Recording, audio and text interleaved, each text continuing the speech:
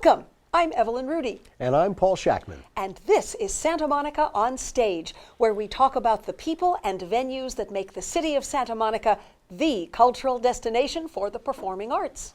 It's our season 5 finale, and we are going out with a bang. We're kicking things off with our friends at the Morgan Wixon Theater.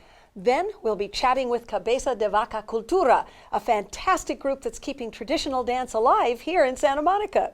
That's today on Santa Monica on Stage.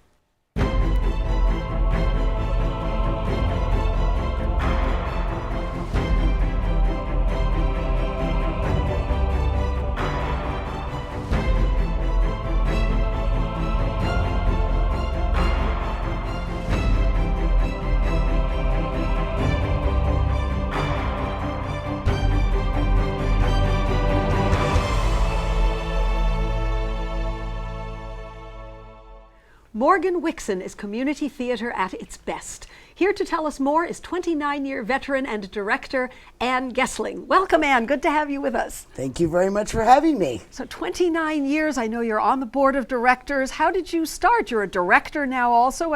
How did you start? Where did it lead? I started as a music director, answering an ad in Backstage West. The Morgan Wixon Theater needed someone, and so I went and interviewed, but the show was going to open the night before my wedding, and I decided Hell Week would take on a whole new meaning. So I didn't do that show, but I did another one, and I've been there ever since, eventually moving from just music directing to directing as well to our youth program. That's awesome. Wow, what's the youth program like? It's the Youth Education Entertainment Series, which is why we call it YES. Yes, right? Yes. Right. Yes. And it's kind of twofold. The entertainment part is we're doing shows by kids for kids, trying to foster a new generation of theater goers. All of our shows are based on books, so also trying to encourage reading. So that's the entertainment and the education of the audience. And then we also train young actors. It's a very intense rehearsal period for each one of our shows. They're all done by open audition. And the kids come in and work and rehearse usually 5, maybe 6 days a week. Wow. Wow. So when these young people are writing their plays, are they working through some sort of, is there someone guiding them, or do they just bring the material to you? Like, hey, kids, come on, bring some plays. Kind of misspoke that. All right.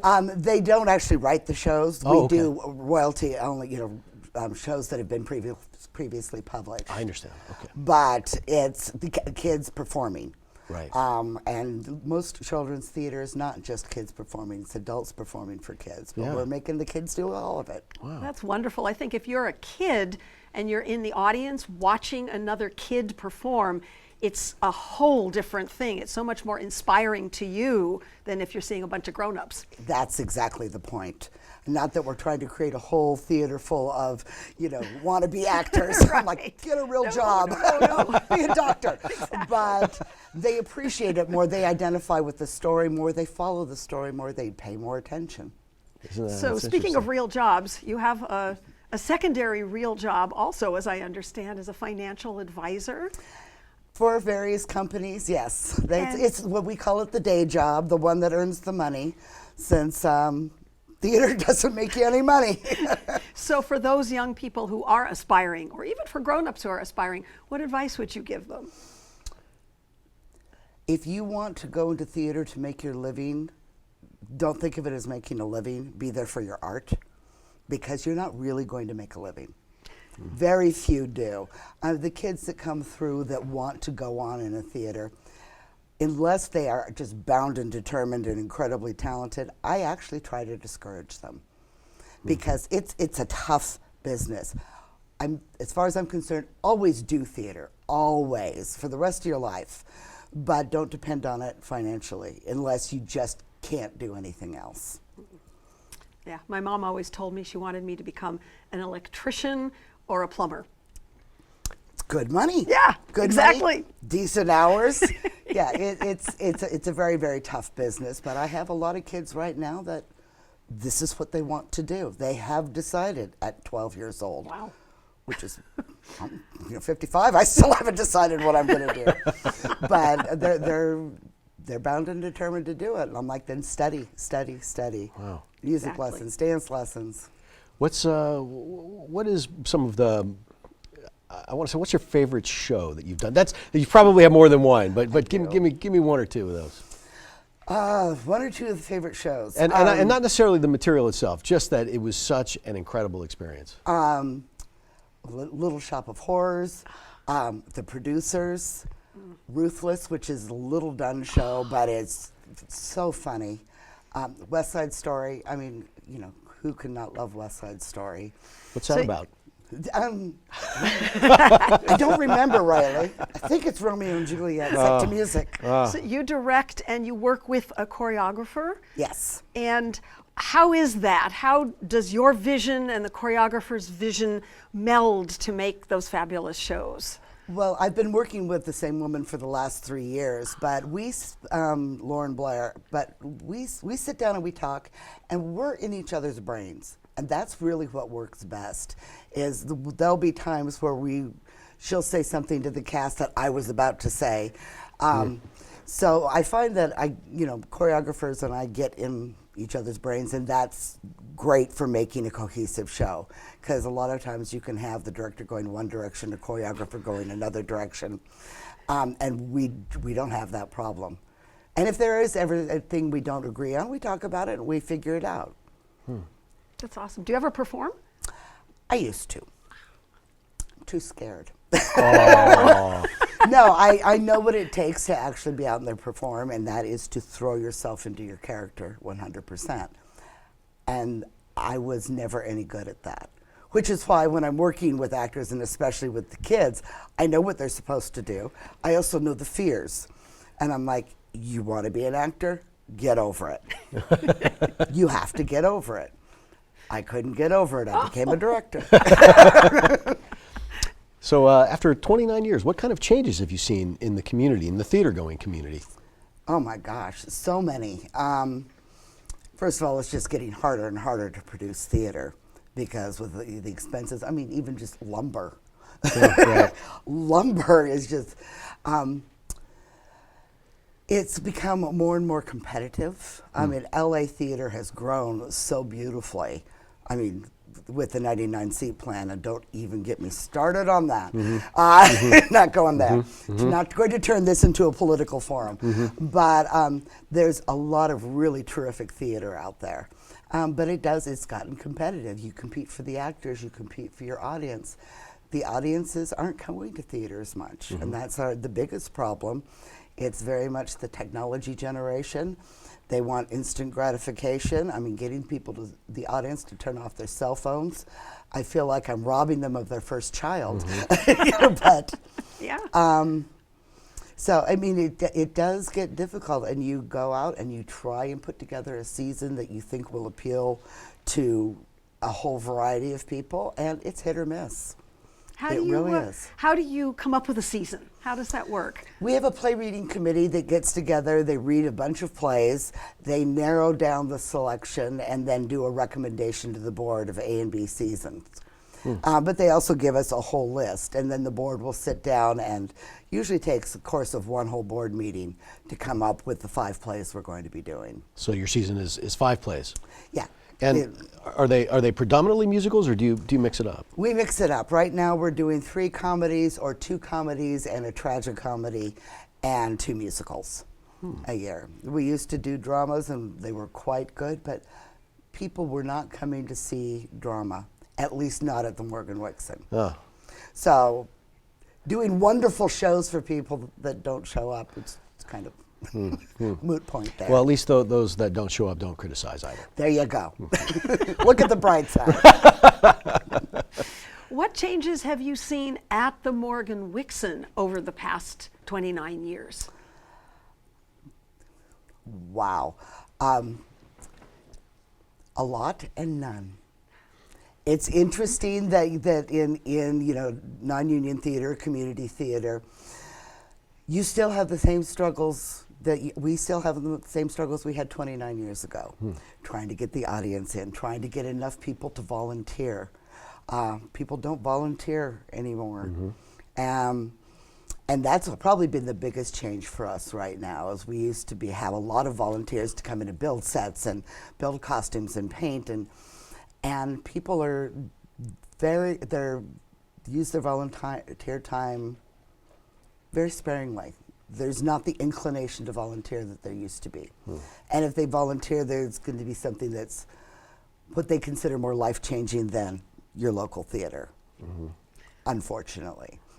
But Our former education director started in theater as a volunteer at the Morgan Wixon when she was in high school at Santa Monica High School with Dr. Ford, and that she said that that's what changed her life and turned her on to theater forever.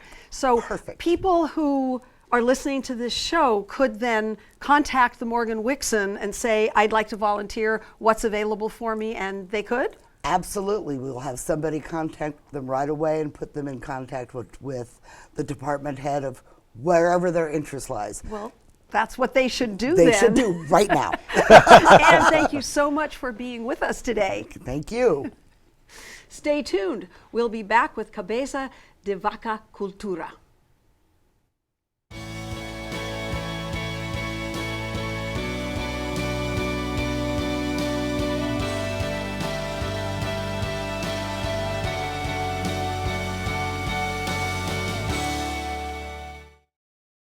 At the Boys and Girls Club of Santa Monica, we build long-lasting relationships with our kids. Love, friendships, Support. Trust. learning. I know, fun.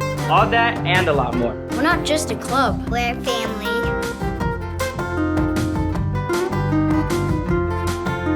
Great futures start here.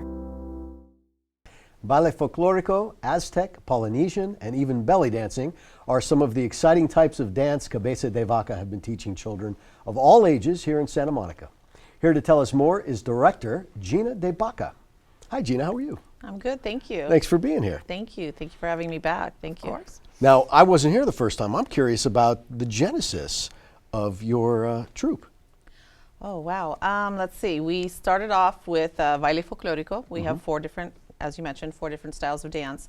We started off with Baile Folklorico because some of the mothers had came to me in the community. We had two dance groups in Santa Monica Folklorico, and suddenly we had none. And so some of the mothers came to me, one mother in particular, and she was like, we can't let our culture die. We need to keep this going with the children. And I was like, okay, let's do it. And so her daughters actually taught the class, and we were dancing in her driveway. And so we would switch houses, we would take turns, we'd be in the parking lots of our apartment buildings, and it just grew from that. And for myself, I was like, okay, hold on, we need to actually teach our native dances, because that seems to always get forgotten about. Everybody loves the Spanish roots. We know we have our Spanish names, our Spanish language, our Spanish dances, but what about our native roots? Because as Latinos, Mexicans throughout, the Americas, the Latin countries, we're not just Spanish. We are also native people, and so it was very important for me to involve the native dances. So I started the Aztec dance within a year after starting the Folklorico group. Wow. When you were doing this in driveways and the parking areas of apartment buildings, would you draw a crowd? Would people come out and go, I want to watch this? Actually, yes, some of our neighbors would. In my building and their buildings as well, the neighbors would come out, and they were very supportive. We never got any complaints, nothing like that. Always positive support. The neighbors, what are you doing? They were very inquisitive. What are you doing?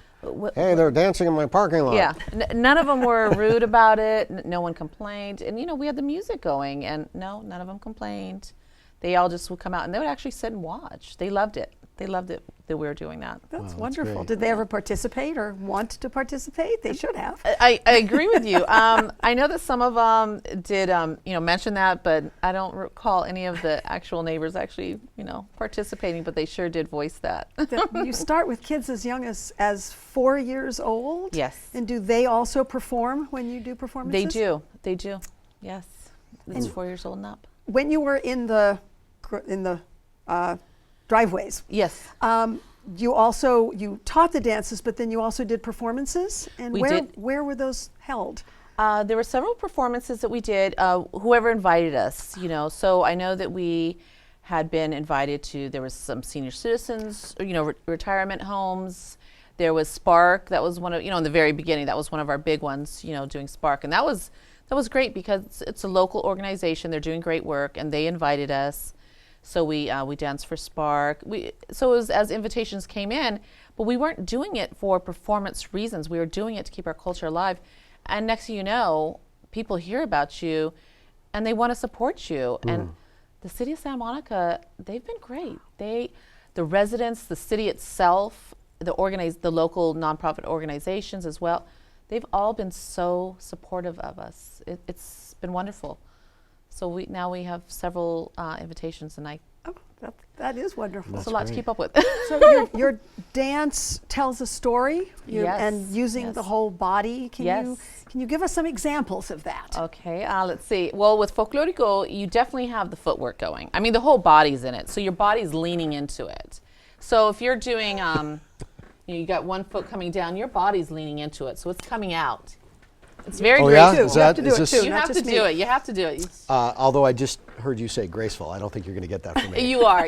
All right. So just bring the body. The body's coming out. And you got to remember, the Baile Folklorico, it is actually it's a fusion. You have the native roots and you have the European, dances that they came over, and they forced those dances upon the native people of the Americas. So you do have a fusion, and you do see it in some of the dances. You definitely see, you can specify and you'd be like, oh wow, that piece right there of that Folklorico dance is actually native. You can see the footwork where some of it is. So with Folklorico, you do have the whole entire body, but it's about the feet usually, You Most have dance you have the starts nails, down there, yeah. and you hear the footwork. You hear that sound. So that's your instrument. Those shoes are their instrument. So it's a lot about the feet. With all dance, it's all the body, all your body's involved, including the eyes and the face. And that's something we have to remember. Our eyes are looking at the audience. So your facial expressions, you're supposed to be smiling, you're supposed to be happy, and your eyes show that happiness. So you need to, express that to the audience. So it's very important. Every part of the body tells a story. It does. So making sure, that's one of the things, as they're sweating on the dance floor, I'm like, okay, posture, breathe, oh, and don't forget to smile. They have to, all of it. It's all included. So Do you perform with the group? I do, but not often, because I go up there and I announce the dances, I announce the regions, I announce what the dance is about. So I go up there and I give a whole history, and I announce their names. So I'm up there already doing a job. So for me to actually go up there and dance as well, it's a lot. And I did it just recently, thanks to my dancers and their, their families. One of the grandmothers, she just kept pushing. She's like, you're going to dance with your daughter on the stage. Yes, I love her. And it definitely was a dream of mine. I wanted to do it, but I was like, I can't do it. I can't. It's just too much. And she kept pushing. And I tell you, thanks to my dancers and the families. And I did just recently. I performed with my daughter on stage. So it was wonderful. So I thank them for forcing me to get up there on the stage and dance. I'm the behind the scenes person. I'm not, a dancer, but The taskmaster. yeah, there we go. I just want to make sure it's getting done. I just want to make sure that the dance is being taught and it's being passed on, the culture is being passed on. Well, as you started adding on more dances, where would you find people to teach? It's, I know a lot of people. I have a lot of relationships, and you just start asking around. Really, it's word of mouth. And so when her daughters, at the beginning was my friend, her daughters were teaching the class, and eventually they didn't want to do it anymore. They got older and they were going off to college. They got, became young adults.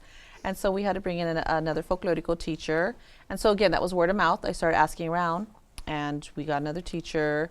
And then when I added the Aztec within a year, it's just word of mouth, asking around. So we work with several different teachers. We try to keep all the people that we work with local.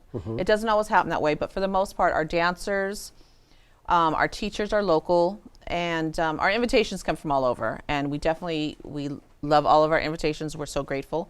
But we definitely make sure we fulfill the local invitations. We want to take care of our own community. But even we have, seamstress, we have vendors. We try to stick with local seamstresses because, we have a lot of costume that has to be made. Costume's very, very important for that, isn't it? Yes. So if somebody wanted to get involved, how would they reach out to you? They can, best way is email, but they can always call me as well, or our Facebook page as well. So yeah, I'm very accessible, or they can just pop into the studio as well. And where's the studio? It's at 2621 Pico Boulevard. We rent a dance studio there on right off of 26th Street, so 26 and Pico Boulevard. So right here in the Pico neighborhood. Wow, that's great. It's so cool. It's so Thank wonderful. you. Ah, I want to join. You should. You should. We to dance. Well, you know what's really exciting is that It's we're good going to get to exercise. see them. We are gonna do get to a see little them, dance. yes, I saw them rehearsing a little earlier.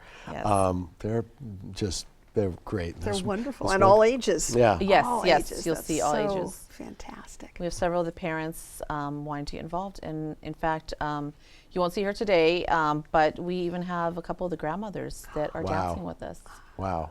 So Not today though. not today, but we do have two of the Next grandmothers time. in the community Next dancing time with we us. bring a grandmother. Yes. Fantastic. Well, thank you so much. Thank you. Thank you for joining us. Thank you both. Thanks, Gina. So stick around because we have a special performance from Cabeza de Vaca coming up next.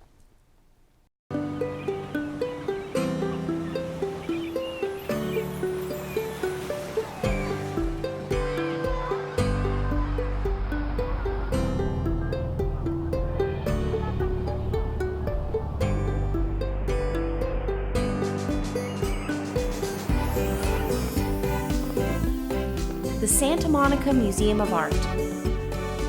Take a closer look. Here to perform the traditional Aztec dance, Tonantzin, please welcome to the stage Jasmine, Leilani, Nalani, Aria, Yedi, Wendy, and Rihanna from Cabeza de Vaca Cultura.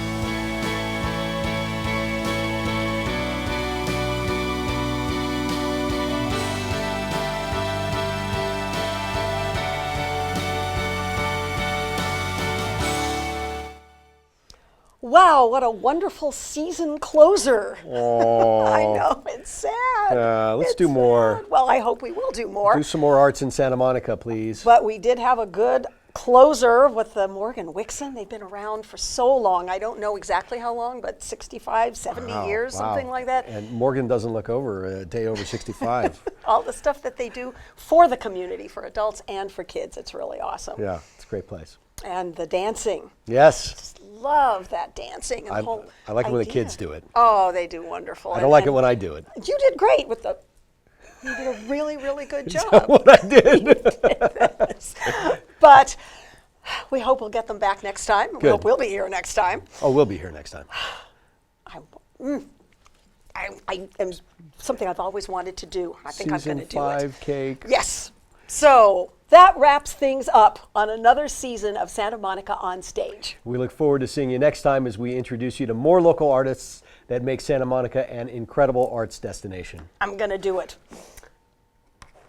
Oh my goodness. Oh my goodness. Go ahead. I'm going to take a bite from this side, but later. How is it? Awesome.